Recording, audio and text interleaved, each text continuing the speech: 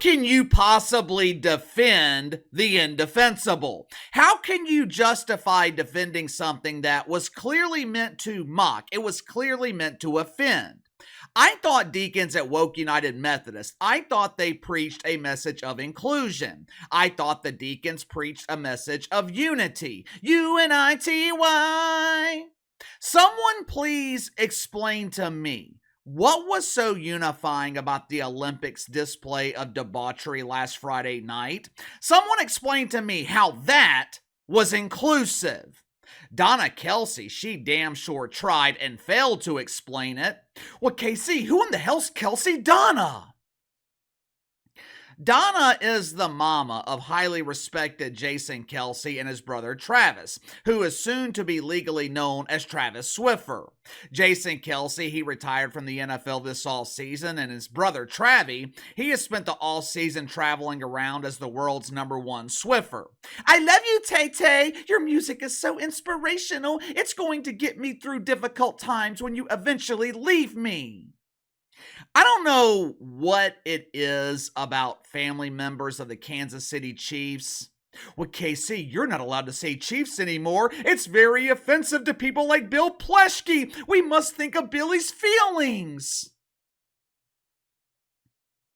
No one cares about the feelings of some old white dude who pretends to be remorseful over his mythical white privilege. But in the interest of unity, I will consider Billy's feelings and refer to the Chiefs as the indigenous football players. If you haven't already, make sure to like and subscribe. You can follow me on Twitter at KC_BTL84. I don't know what the hell's going on with these family members in Kansas City. Name another team in the NFL where the players' families steal the spotlight more than they do in Kansas City.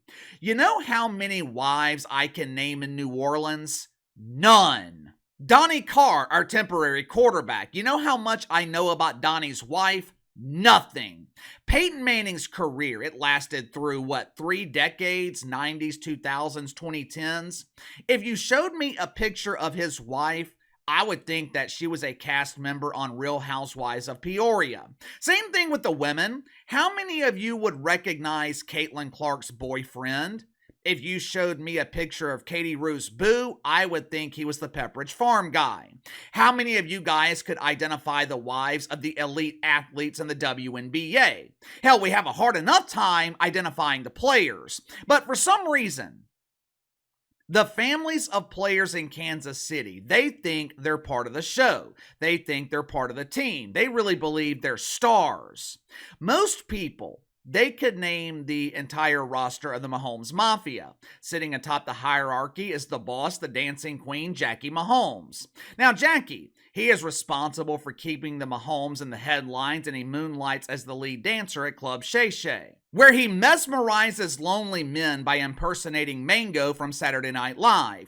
And I miss you like the desert missed the rain. Right under Jackie is the underboss, Britt Mahomes. Now, Britt, she is responsible for running the family rackets, businesses. She's also responsible for telling NFL officials how to properly do their jobs, which means every time the family cash cow gets sacked, the opposing team, they are penalized for putting the Mahomes moochers at financial risk. Then you have the capos, the captains. Papa Mahomes, he's a capo. His primary duties include heavy drinking while attempting to drive. And all the way at the bottom of the hierarchy, you have associate Patrick Mahomes. As is the case with most mafia families, the associates, they are responsible for generating all the income and kicking the proceeds to the people at the top who are doing absolutely nothing. Now it appears that the family of the dudes named Kelce, they are infiltrating the racket of stealing the spotlight. Donna Kelce, she is the matriarch of the Kelce family. She has over 675,000 followers on Instagram and almost 60,000 on Twitter. Recently, Donna decided to lecture her followers, calling them out for their homophobia and transphobia. Now, what gave Donna the inclination that her followers were afraid of the G's? What gave her the inclination that her followers were afraid of the T's? They had the audacity to be outraged when the Olympics mocked their faith. Monday morning, Donna Kelce's drinking her morning prune juice when she came across a lecture on Facebook from Jeff Rose. Well, Casey, who in the hell's Shep Rose? Well, Shep Rose is a cast member on Southern Charm, a man in his mid-40s who refuses to grow up, chasing women half his age while heavily abusing his liver. Jeff Rose is... Well, besides Don Kelce, no one knows who the hell Jeff Rose is. Judging by his lecture, The Jeffer, he is clearly a parishioner at Woke United Methodist.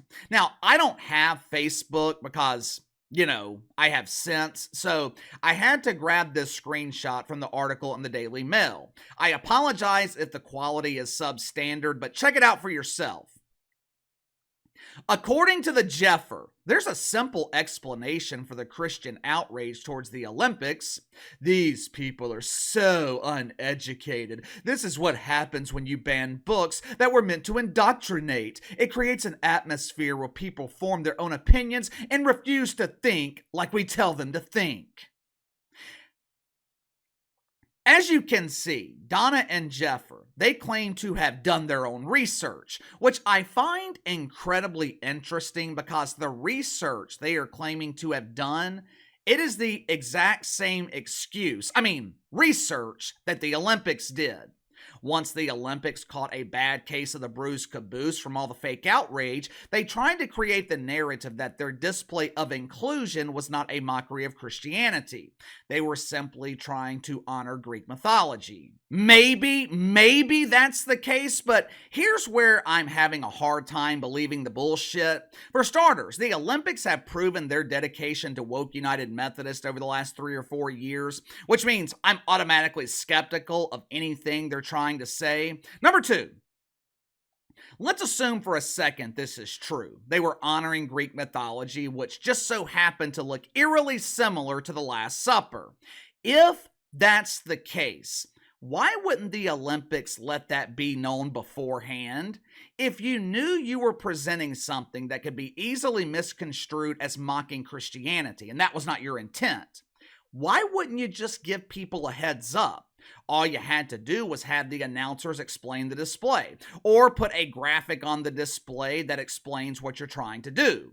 If the Olympics had done that, it takes away all the ammunition for people to be outraged. But instead of being proactive, they were reactive, which makes it incredibly difficult to bite into the shit sandwich they're serving.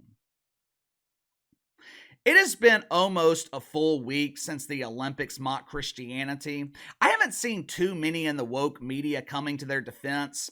Earlier this week, Stephen A. Smith criticized the Olympics. What I have seen from CNN, which has been very limited, but what I have seen from CNN, it seems to be mostly balanced. Now, of course, MSNBC, they defended the Olympics and criticized the church, but I expect MSNBC to defend debauchery. This is the same network that donates millions of dollars to the wicked weave of the woke Joy Reid. But most people were taken aback by what they saw. Not Donna Kelce. She decides to pour fuel on the already steaming ass fire in Kansas City. The Chiefs, or the indigenous football players, they don't need another reason to be hated. For starters, they are consistent winners. Anytime you have a team that is building a dynasty, casual fans, and especially fans of other teams, they're not going to like it. But the main reason the Chiefs are hated, it's because of everything that happens off the field. Jackie Mahomes and his endless need to be doing the tutti frutti, Britt Mahomes making a fool of herself on social media, celebrating wins by pouring alcohol on complete strangers, constantly whining on social media, pretending like the Chiefs are the victims of bad officiating, Papa Mahomes and his growing arrest record. Hell, right now, sports books, they are taking bets on the Mahomes family. They are taking bets on if Papa Mahomes' arrest count can eclipse the number of Super Bowls that Patty wins throughout his NFL career. There was the incessant promotion of Taylor Swift by the NFL last season. You guys remember that? Clyde Edwards-Helaire, he would score a touchdown, camera moves to Taylor Swift. Chris Jones gets a sack and a safety, camera moves to the Swiffer. Harrison Butker kicks an extra point, the mop heiress is shown again. Hell, it seems like Harrison Butker is the only star on this team whose family shies away from the spotlight. The Chiefs have become a traveling circus. According to Donna Kelce and the Unknown Jeffer, you were homophobic if you were offended last Friday night.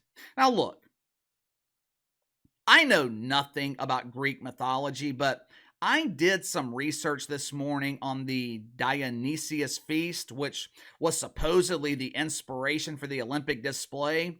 I could not find a single reference to the LGBT community. Matter of fact, one of the articles I read about it, the Greek god Dionysius, they were drawing parallels to Christianity. Now, again, I know nothing about this, but I'm confused.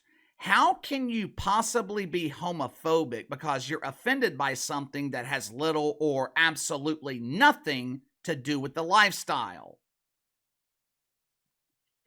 Anyway, give me your thoughts. Donna Kelce condemns those who were offended by the Olympics last week. Why does it seem like the families of players in Kansas City are always injecting themselves into any and everything? We don't see this with other teams. Why does it seem like it only happens with the Chiefs? Unless something changes, we're going to be talking about the WNBA at the Olympics this afternoon. Early results are showing that their decision to leave Caitlin Clark off the team was a huge mistake. Shocker. We'll be getting to that later this afternoon, but in the meantime, sound off in the comments below. Like, subscribe, share the video. Appreciate your support. Best way to contact me is by email at btlkc84@gmail.com, and I'll see you guys later.